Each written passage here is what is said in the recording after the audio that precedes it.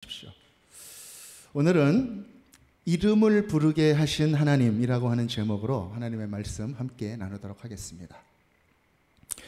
세상에는 참 많은 학문들이 있습니다. 여러 학문들이 있는데 그 중에는 이런 학문도 있다고 합니다. 창조학이라고 하는 학문입니다. 혹시 들어보셨는지 모르겠습니다. 버팔로에 있는 미국의 뉴욕 주립대학교에는 이런 창조학 석사 과정이 있다라고 합니다. 사람에게 이 창조성이라고 하는 것은 참 중요한 것이 아닐 수가 없는데, 그렇다고 해서 이렇게 또 학문으로까지 창조학이 있다고 하니 한편으로 또 생소하기도 하지만, 또 한편 생각해 보면 그럴 만도 하겠다, 있을 만도 하겠다라는 생각이 들기도 합니다. 우리가 창조적인 사람이 되려면 어떻게 해야 할까? 누굴 닮으면 될까? 멀리서 찾을 필요가 없습니다. 우리는 성경에서 가장 창조적인 한 분을 우리가 만나게 되는 것이죠. 바로 창조주 하나님이신 것입니다. 그분을 보고 그분의 성품을 닮아가면 되는 것입니다. 어쩌면 하나님께는 창조적이다라는 표현보다 오히려 창조성 그 자체이시다. 하나님은 그렇게 표현하는 것이 더 적합한 말이 아닐까 합니다. 성경의 시작인 이 창세기는 하나님이 이 세상을 창조하셨다, 그렇게 선포하면서 시작이 됩니다. 무에서 유로, 전혀 없었던 세상이 시작이 된 그 이야기, 그 누구도 다시 경험할 수 없는 재현 불가능한 그 최초의 일들에 대해 성경은 하나님이 창조하셨다, 그렇게 선언하고 있는 것입니다. 그것이 이 성경의 시작인 것이죠. 하나님의 창조 중에 이 인간의 창조는 조금 달랐습니다. 다른 피조물들과는 좀 달랐던 두 가지 특별한 것이 있었습니다. 첫 번째는 무엇이었냐면 하나님의 영을 그 안에 불어넣으셨다라는 점입니다. 하나님의 숨, 하나님의 생기를 넣어서 만든 것이 인간이다. 그리고 또 하나는 하나님이 자신의 형상대로 만드셨다라는 것입니다. 자신의 형상대로. 창세기 1장 27절에 보면 하나님이 자기의 형상대로 사람을 만드셨다, 이렇게 기록하고 있는 것이죠. 이 두 가지를 종합해 보면 인간에게는 어떤 특별한 점이 있습니까? 인간 안에는 하나님의 영이 있고 하나님의 형상이 들어있다, 그렇게 우리가 알 수 있는 것입니다. 그래서 이 인간은 영적인 존재이기도 하고 또 창조적인 하나님의 형상을 닮아서 창조적인 존재이기도 하다는 것이죠.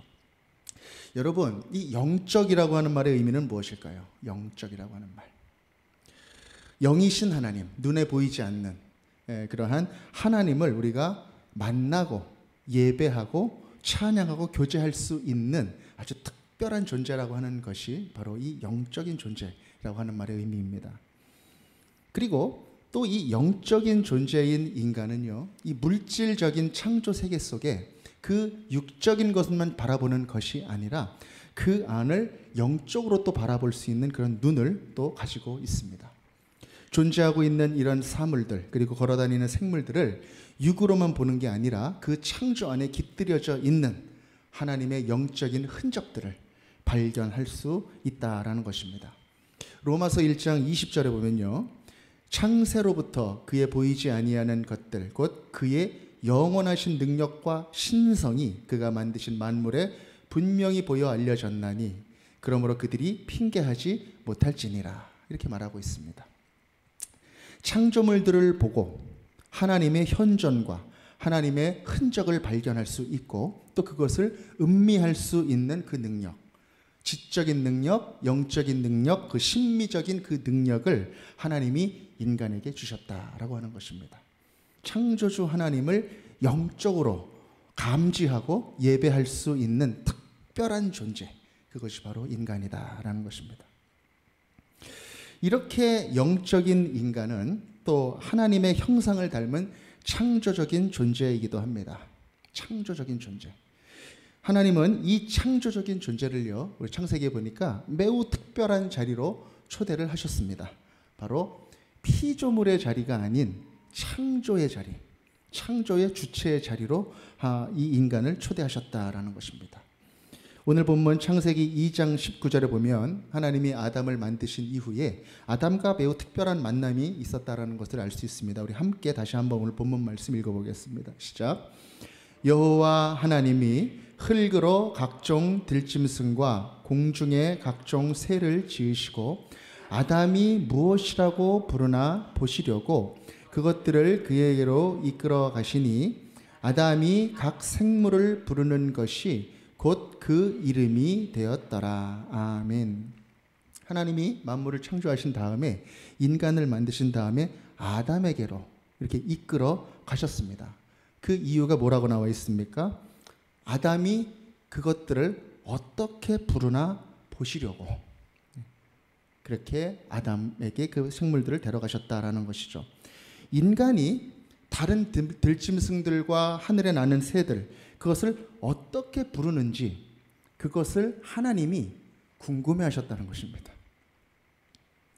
여러분, 이 말씀을 듣고 여러분 어떤 생각이 드십니까? 하나님이 만물들을 인간에게 데려가시고 아담이 어떻게 부르는지 하나님이 궁금해서 이렇게 쳐다보시는 그 모습, 마치 저는 이 말씀을 읽으면서 엄마가 어린아이 막 걸음마를 떼기 시작한 그 어린아이를 대하는 것 같은 그러한 사랑과 관심이 느껴지더라는 것입니다. 어떻게 이야기를 하는지, 어떻게 걸음마를 떼는지, 또 막 옹알이를 시작한 그 아이를 아빠가 바라보면서 혹시 엄마보다 아빠를 먼저 하진 않는지 그런 마음으로 호기심 있게 이렇게 바라보는 그 모습, 그런 인간에 대한 하나님의 특별한 사랑과 관심을 느낄 수 있더라는 것입니다. 그리고 또 어떻게 성경은 기록하고 있습니까? 아담이 그 생물을 부르는 것이 곧 그 이름이 되었다. 이렇게 이야기하고 있습니다. 여기서 우리는요, 인간에 대한 하나님의 대단히 특별한 배려와 사랑을 우리가 보게 되는 것이죠. 그 부르는 대로, 아담이 부르는 대로 그 대상의 이름이 되었다라는 것입니다. 하나님은요, 이 세상 만물을 만드신 후에 가장 마지막에 인간을 창조하셨습니다. 그런데 그 모든 것들을 만들고 나서 마지막에 이름을 붙이는 그 자리, 그림으로 따지자면 활용점정의 순간이 아닐까 생각이 됩니다. 그 순간에 지금 인간을 초대하시는 것입니다. 그리고 인간에게 역할을 주시는 것입니다. 그리고 인간의 그 부른 그 이름, 그것을, 그 결과를 존중하시는 것입니다. 무슨 뜻일까요? 창조주 하나님은 인간을 창조의 동역자로 지금 부르고 계시다는 것입니다. 하나님은요, 인간이 피조물들의 이름을 부르고 그것을 다스리게 하셨습니다. 그렇게 함으로써 창조의 기쁨을 함께 누릴 수 있는 그런 존재가 되게 하셨습니다. 어떻게 피조물에게 그것이 가능했을까요? 하나님께서 인간을 창조에 동참시키심으로써, 그리고 그 창조의 능력을 발휘하게 하심으로써 그렇게 하셨다라고 하는 것입니다. 그렇게 인간이 위대하신 창조의 하나님을 더 깊이 알게 하신, 그 경험하게 하신 그 역사와 배려가 바로 오늘 말씀이다라고 하는 것입니다. 그렇게 인간은 더 깊이 하나님의 창조를 느끼고 또 창조주 하나님을 느끼고 감사하고 또 영적으로 찬양할 수 있는 특별한 존재가 이렇게 되어간 것입니다. 그것이 바로 하나님의 사랑과 배려였다 하는 것이죠. 그래서 하나님은 이 인간에게 또 특별한 사명을 하나 주십니다. 모든 피조물들을 다스려라. 창세기 1장 28절 그리고 31절 말씀 같이 한번 읽겠습니다. 시작. 하나님이 그들에게 복을 주시며 하나님이 그들에게 이르시되 생육하고 번성하여 땅에 충만하라. 땅을 정복하라. 바다의 물고기와 하늘의 새와 땅에 움직이는 모든 생물을 다스리라 하시니라. 하나님이 지으신 그 모든 것을 보시니 보시기에 심히 좋았더라. 저녁이 되고 아침이 되니 이는 여섯째 날이니라. 아멘. 창조의 마지막 날 하나님께서 인간에게 이 모든 것들을 허락하시고 생육하고 번성해라. 그리고 정복해라. 충만하여라. 그리고 다스려라. 그렇게 말씀하셨습니다. 여기까지 하나님께서 완성하신 그 세상을 보고 하나님이 좋아하셨습니다. 아담아, 너도 피조물이지만 다른 모든 세상을 잘 다스려라. 하나님을 너는 창조주로 섬기지만 너도 부여받은 창조의 역할과 다스리는 역할을 잘 감당해라. 그렇게 하나님의 커다란 창조에는 인간의 주도권도 포함이 되어 있었다라고 하는 것입니다. 그 모습까지 하나님이 보기에 좋았다는 것입니다. 그렇습니다. 여러분, 이렇게 우리가 말씀에서 보듯이 인간은 참으로 창조적입니다. 창조적인 존재인 것입니다.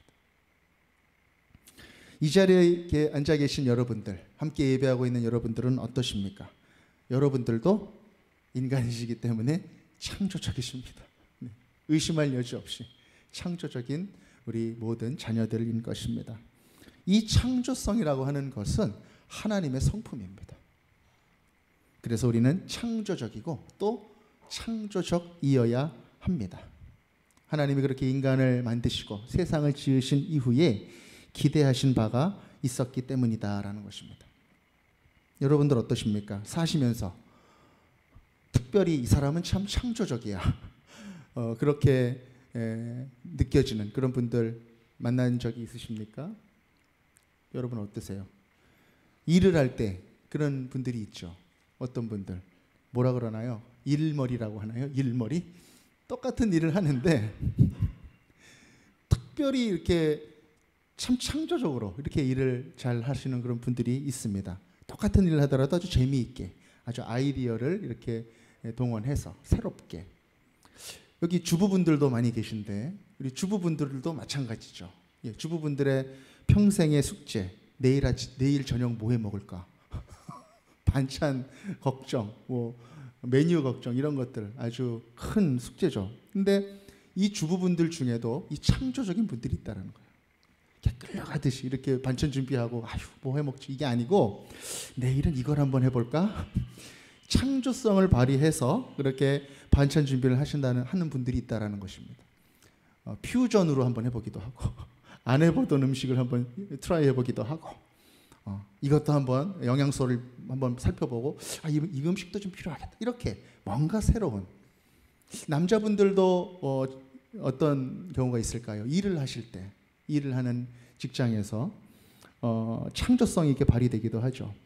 특별히 이렇게 레포트 보고서 만들 때 새로운 양식을 이렇게 한번 고민해보고 새로운 방법을 고민해보고 이제 그런 분들이 있습니다. 물론 창조적이지 않게 사시는 분들도 있습니다.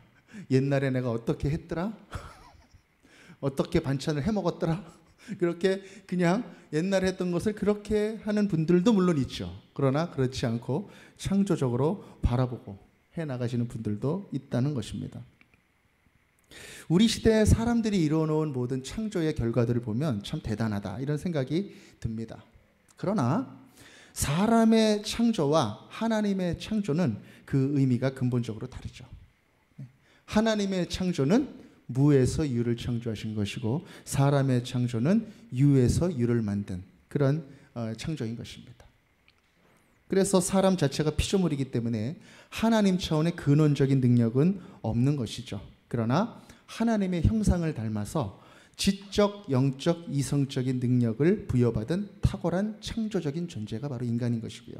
그래서 인간은 모든 변화된 상황들을 잘 감지해서 또 주체적인 가능성을 잘 발견하고 그래서 새로운 비전을 세우고 하나하나 실천해 나갈 수 있는 그렇게 해서 새로운 것들을 새로운 의미들을 만들어 나가는 그것이 바로 인간이라고 하는 존재고 인간의 창조인 것입니다. 하나님이 우리 각자에게 주신 여러 가지 사명들이 있습니다. 그 사명을 감당할 때도 우리가 창조적으로 한번 이렇게 해보면 어떨까 그런 생각을 해보게 되는 것입니다. 우리가 석탄을 켤 때는 석탄 캐는 광부의 옷을 입고 음식을 할 때는 음식을 하는 사람의 옷을 입고 그렇게 걸맞는 옷을 입듯이 우리가 하고자 하는 그 일에 목적하는 일에 대해 걸맞는 옷을 우리가 입으려고 한번 생각해 보면 어떨까 하는 것이죠. 또 전에는 이런 방법들이 이렇게 시행착오가 있었으니 이번에는 한번 이렇게 해보면 어떨까? 그렇게 한번 새로운 방법으로 아이디어를 내보는 것도 창조적이라 할 수 있을 것입니다. 새로운 방법으로 실천적으로 그렇게 해보는 것. 여러분, 창조적인 크리스찬은요, 남들을 위로해주는 방법도 창조적으로 고릅니다. 그 사람에게 적당한 위로의 방법이 있다라는 것이죠.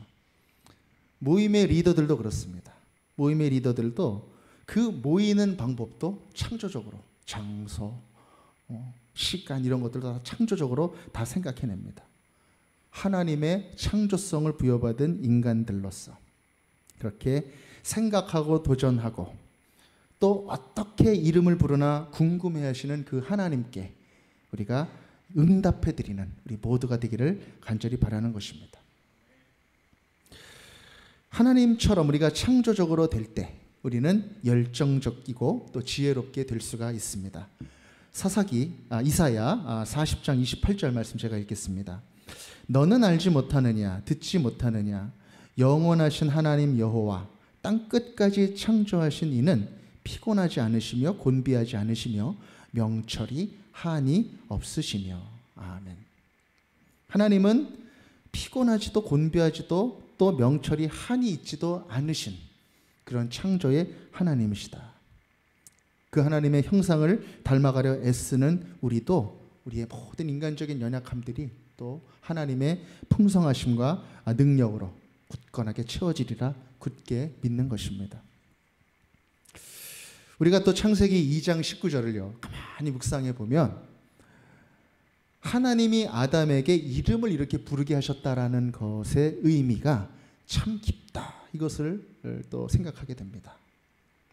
이름을 부르게 하셨다. 여러분, 이름을 부르려면 어느 사물에 이름을 짓고 이름을 부르려면 일단 그 대상을 잘 관찰해야 됩니다. 잘 알아야 된다는 뜻이죠. 그래서 그 대상의 특징을 발견하고 그것을 잘 표현할 수 있는 단어를 골라서 그 이름을 지어줄 수 있습니다. 다시 말하면 그 존재를 잘 알아야 이름을 지어줄 수 있다는 것입니다. 그런데 하나님께서 아담에게 지금 이름을 부르게 하십니다. 그래서 아담이 입에서 그 이름들이 나오는 거죠. 너는 나무, 너는 꽃, 너는 사자, 너는 소. 그렇게 아담이 이름을 부르는 순간 그 모든 하나님의 피조의 세계는 아담에게 유의미한 존재가 되는 것입니다. 아담을 통해서 그 피조물은 새로운 의미로 창조가 되는 것입니다. 아담도 하나의 피조물이지만 창조의 능력을 받은 아담이 새로운 창조를 이루는 것입니다.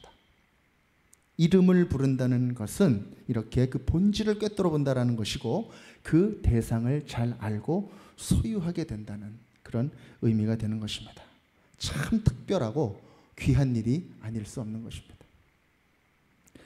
이러한 특별한 창조의 역할에 초대받은 아담, 이 아담이 반드시 꼭 기억해야 됐던 한 가지가 있었습니다.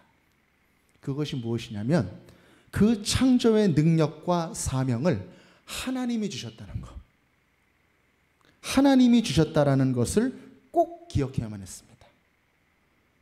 창조주가 계시다라는 것을 잊어버려서는 안 됩니다. 자신이 지금 누리고 있는 그 창조의 기회, 그것보다 훨씬 더 큰 하나님의 창조의 주권이 있다라고 하는 것, 그것을 그 아담은 잊어버려서는 안 되었던 것입니다. 만약에 그것을 잊어버리게 되면 어떤 일이 일어납니까? 마치 자기가 하나님인 양 오해하게 되는 그런 일들이 일어나게 되는 것입니다. 그래서 하나님은 무엇을 두셨습니까? 바로 선악과라고 하는 특별한 장치를 두셨던 것입니다. 그가 피조물이라고 하는 것을 잊지 말라고 하는 하나님의 안전핀 같은 것, 그것이 바로 이 선악과의 존재의 의미였던 것입니다. 창조주의 존재를 내가 창조물들을 누리고 이름을 지어준 그 자리에서도 반드시 기억하라 라고 하는 그 깊은 뜻이 있었던 것입니다. 이렇게 인간은 이 세상에서 또 하나의 창조의 주체가 되었습니다. 이름을 부르게 하신 하나님. 이 창세기 2장 19절의 말씀을 묵상할 때 제가 머릿속에 떠오르는 한 편의 시가 있었습니다. 여러분, 시 한 편씩들은 다 알고 계시죠? 한국인들이 애송하는 시들이 많이 있다 그러는데 어떤 시 알고 계실까요? 네, 윤동주의 서시도 있고 뭐 님의 침묵도 있고 미당의 국화협회서도 있고 또 이보다 더 많은 시들이 있지만 지금 누가 정답을 말씀하신 것 같은데 여기서 제가 떠올린 시는 김춘수의 꽃이라고 하는 시였습니다. 김춘수의 꽃. 예. 제가 한번 읽어보도록 하겠습니다. 꽃, 김춘수. 내가 그의 이름을 불러주기 전에는 그는 다만 하나의 몸짓에 지나지 않았다. 내가 그의 이름을 불러주었을 때 그는 나에게로 와서 꽃이 되었다. 내가 그의 이름을 불러준 것처럼 나의 이 빛깔과 향기에 알맞은 누가 나의 이름을 불러다오. 그에게로 가서 나도 그의 꽃이 되고 싶다. 우리들은 모두 무엇이 되고 싶다. 너는 나에게, 나는 너에게 잊혀지지 않는 하나의 의미가 되고 싶다. 참 깊고 아름다운 시입니다. 내가 그의 이름을 불러주기 전에는 그것은 다만 하나의 몸짓에 지나지 않았다. 내가 그의 이름을 불러주었을 때 그는 나에게로 와서 꽃이 되었다. 이 대목을 읽는데 아담이 그 대상들의 이름을 불러주는 그 순간이 떠오르는 것입니다. 아담이 그 피조물들의 이름을 부를 때 그 모든 것들이 아담에게 다가와서 새로운 의미가 되고 그 세계가 되는, 그래서 아담의 삶 속에 깊이 들어가게 되는 그 모습이 떠오르더라는 것입니다. 바로 그 순간에 하나님은 모든 창조물들을 인간에게 주신 것입니다. 인간이 누릴 수 있도록 그렇게 주신 것이죠. 그리고 또 시인은 뭐라고 합니까? 누가 나의 이름을 불러다오. 이렇게 또 이야기합니다. 내가 불러주었던 것처럼 누가 나의 이름을 불러다오. 이렇게 이야기하는데 오늘 창세기 말씀을 보니까 마치 이 아름다운 상황 속에서 또 하나님이 이 시인에게 대답하듯이 우리가 말씀 속에 그러한 말씀을 또 기억하게 되는 것이죠. 하나님께서 우리의 이름을 부르셨다라는 것입니다. 내가 너를 지명하여 불렀나니 너는 내 것이다. 그렇게 하나님께서 우리들의 각 사람의 이름을 불러주셨다라는 것입니다. 그렇게 하나님께 우리는 특별한 의미가 되었다라고 하는 것이죠. 지금 이 자리에 앉아 계시는 우리 각 사람, 모든 한 사람 한 사람을 불러주신 그 하나님의 사랑을 한번 깊이 생각해 보는 것입니다. 나의 빛깔과 나의 향기에 걸맞는 그 이름. 그 이름이 뭘까요?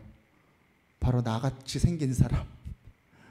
나같이 생긴 사람의 이름. 바로 우리 한 사람 한 사람의 이름이 아니겠습니까?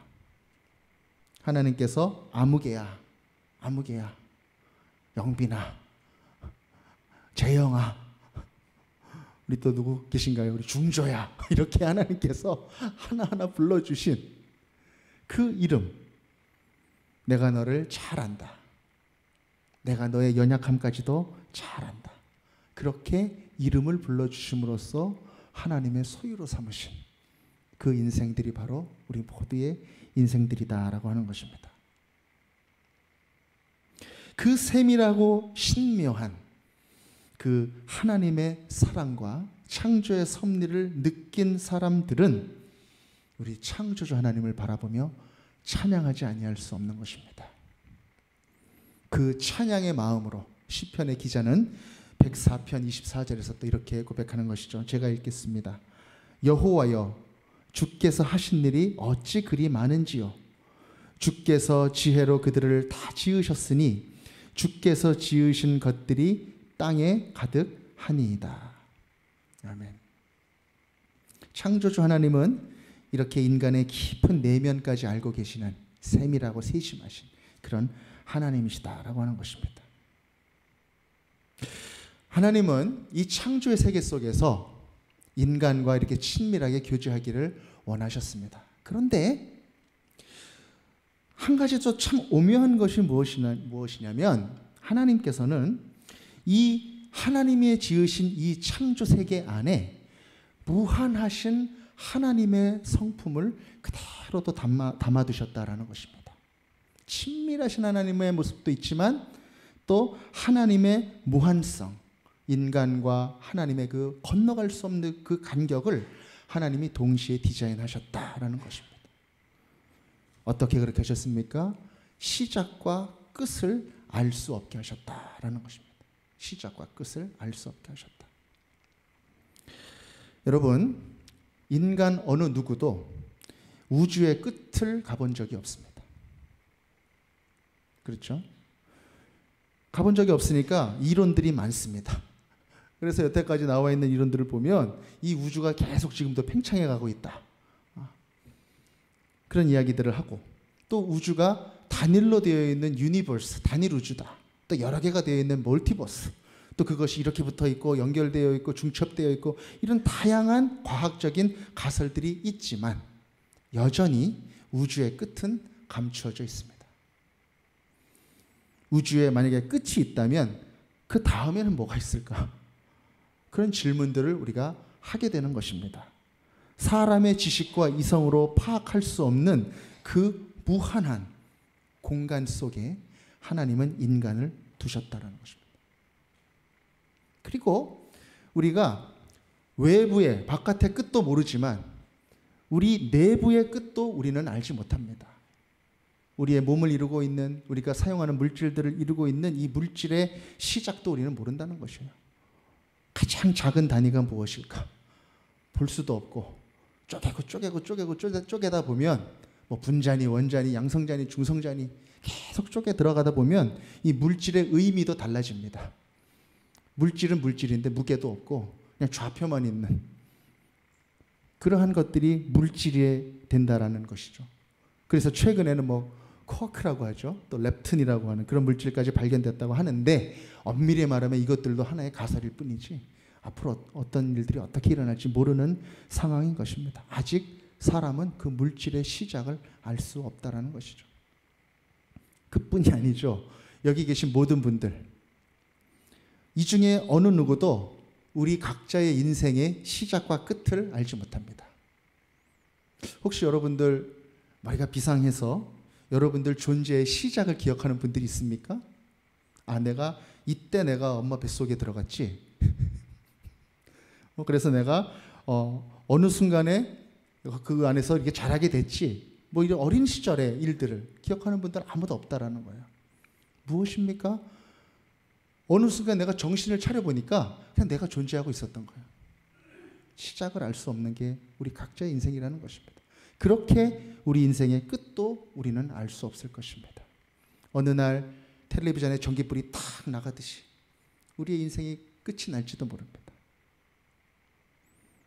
그렇게 우리의 인생은 우리의 인생이지만 분명히 있는 인생이지만 시작과 끝을 알 수 없다라는 것입니다.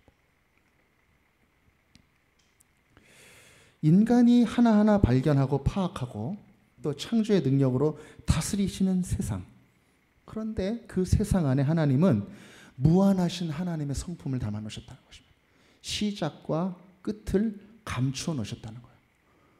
그리고 인간으로 하여금 그 하나님의 영원성, 이터니티, 그것을 사모하게 하셨다라는 것입니다. 그 마음에 주셨다라는 것입니다. 우리 다 함께 전도서 3장 11절 말씀 함께 읽도록 하겠습니다. 시작. 하나님이 모든 것을 지으시되 때를 따라 아름답게 하셨고 또 사람들에게는 영원을 사모하는 마음을 주셨느니라. 그러나 하나님이 하시는 일의 시종을 사람으로 측량할 수 없게 하셨도다. 아멘.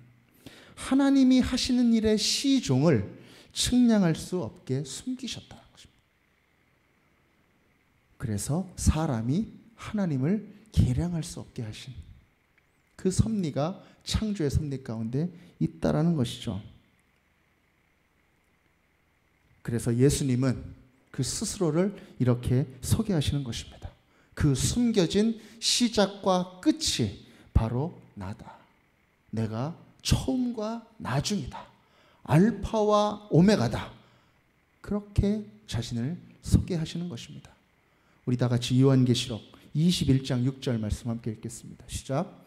또 내게 말씀하시되 이루었도다. 나는 알파와 오메가요 처음과 마지막이라. 내가 생명수 샘물을 목마른 자에게 값없이 주리니. 아멘. 처음과 나중이 되신 하나님. 여러분, 무한하신 하나님을 유한한 인간에게 소개해 줄 수 있는 이보다 더 정확한 말이 있겠습니까? 처음과 끝이 되신 하나님, 무한하신 하나님의 존재가 우리가 누리는 이 창조의 세계 가운데 섭리되어 있다는 것입니다. 오직 믿음의 눈으로만 볼 수 있는 하나님의 그 살아계심과 무한하심, 그것을 하나님께서는 믿음의 눈을 뜨면 볼 수 있게 하신 것입니다. 오직 믿음의 눈으로만, 육신의 눈이 아닌. 그래서 믿음의 눈을 뜨면 그 무한하신 하나님이 보이게 되는 것이고, 믿음의 눈을 뜨지 못하면 그 하나님이 보이지 않게 되는 것입니다. 믿음의 가족, 모든 제기동 서울중앙교회 형제님들, 자매님들, 우리가 살고 있는 하나님의 창조 세계를 우리가 깊이 묵상하면 우리는 하나님을 찬양하고 경배하게 됩니다. 하나님께서 우리에게 베푸신 그 하나님의 사랑과 그 배려, 그리고 창조의 성품, 모든 만물을 누리게 하시고 다스리게 하신 그 하나님의 그 권능과 위대하심, 우리가 그것을 느끼게 되고 그 하나님을 겸손하게 우리의 영으로 높여드리고 찬양하게 되는 것입니다. 창조주 하나님의 이 신비를 우리가 누리면서 우리가 예배 가운데, 또 우리가 걸어가는 가운데, 우리의 삶 가운데 그 하나님을 전심으로 높여드리는 그런 예배의 사람들이 되기를 간절히 바라는 것입니다. 이 마음으로 시편을 적은 사람이 한 명 있죠. 바로 다윗이라고 하는 사람입니다. 다윗. 하나님의 창조를 깊이 묵상하면서 하나님께 깊은 찬양을 올려드렸던 그 다윗. 그 다윗이 지은 아름다운 시편, 그 8편, 시편 8편의 말씀 1절, 3절, 4절을 함께 묵상해 보도록 하겠습니다. 제가 읽겠습니다. 여호와 우리 주여, 주의 이름이 온 땅에 어찌 그리 아름다운지요. 주의 영광이 하늘을 덮었나이다. 주의 손가락으로 만드신 주의 하늘과 주께서 베풀어 두신 달과 별들을 내가 보오니, 사람이 무엇이기에 주께서 그를 생각하시며 인자가 무엇이기에 주께서 그를 돌보시나이까. 사람이 무엇이기에 이렇게 마음을 쓰시며 또 사람이 무엇이기에 이렇게 돌보아 주십니까? 그리고 오늘 읽진 않았지만 6절에서 또 이렇게 기록합니다. 주의 손으로 만든 것을 다스리게 하신다. 그렇게 고백하는 것입니다. 아버지의 양들을 들판에서 기르면서 치면서 하늘을 바라보고 넓은 하나님의 창조 세계를 바라보면서 하나님의 살아계심을 느끼고 또 나를 지으신 그 하나님을 찬양하고 경배하고 또 그렇게 나를 생각하시고 돌보신 하나님께 감사하는 마음으로 나아갔던 다윗의 고백이 바로 시편 8편인 것입니다. 온 천지에 가득한 하나님의 충만하심, 그 임재하심, 그 옛날 아담이 어떻게 이름을 짓나 한번 보자, 그렇게 궁금해하시면서 따뜻하게 사랑스러운 눈빛으로 그렇게 아담에게 대하셨던 그 하나님께서 지금 다윗과 함께하고 계시다. 그리고 다윗은 그 하나님을 영으로 찬양하고 있는 것입니다. 그 창조주 하나님과 함께 동행하고 있는 것이죠. 그래서 마침내 이 찬양하는 하나님의 창조주 되심을 고백하는 이 사람을 통하여서 하나님은 하나님의 민족을 만드는 그 일에 이 다윗을 동참시키셨던 것입니다. 사랑하는 여러분, 우리 창조주 하나님을, 세상을 지으신 하나님을 우리 찬양하십시다. 그리고 그 하나님의 창조에 우리 함께 동참하십시다. 우리에게 이름을 부르게 하시는 그 하나님의 인도하심과 배려에 반응하며 나아가십시다. 하나님은 우리 마음, 그 안에, 그 내면에서 이루어지고 있는 모든 것들까지도 다 주관하고 계시는 하나님이십니다. 그 하나님을 믿음의 눈을 뜨고 바라보며 동행하는 우리 한 사람 한 사람이 되기를 간절히 바라는 것입니다. 사랑하는 제기동 서울중앙교회 성도 여러분, 위대하신 창조주 하나님이 바로 우리 하나님 아버지이십니다. 우리를 사랑하시는 분이십니다. 하나님을 배반하고 인간이 죄의 길을 걸었을 때에도 하나님은 그 인간을 포기하지 아니하시고 직접 우리를 다시 그 첫 창조의 그 모습처럼 그 하나님과의 아름답던 관계의 그 자리, 구원의 자리로 인도하시기 위하여 이 땅에 직접 내려오신 바로 그 하나님이십니다. 그 하나님이 바로 위대하신 창조주 하나님이시다라고 하는 것입니다. 우리에게 이 세상을 향하여 그 새 창조의 구원의 사역에 동참하기를 원하시는 그 하나님 아버지 앞에 우리의 삶과 사역과 모든 관계와 소명의 길에 우리 하나님의 우리에게 주신 창조의 모습이 하나씩 둘씩 다 드러나게 되기를 소망하는 것입니다. 그렇게 창조주 하나님을 찬양하는 한 사람 한 사람, 그 한 사람 한 사람이 되어갈 것을 굳게 믿습니다. 우리 교회 모든 공동체, 그 공동체가 창조주 하나님의 손에 붙들림을 받아 이 세상 가운데 하나님의 새 창조의 비전을 하나씩 둘씩 이뤄나가고 동참하는 그런 복된 교회가 되기를 우리 주 예수 그리스도 이름으로 간절히 축원드립니다. 아멘. 할렐루야. 이 시간에 우리 시편 8편 우리 함께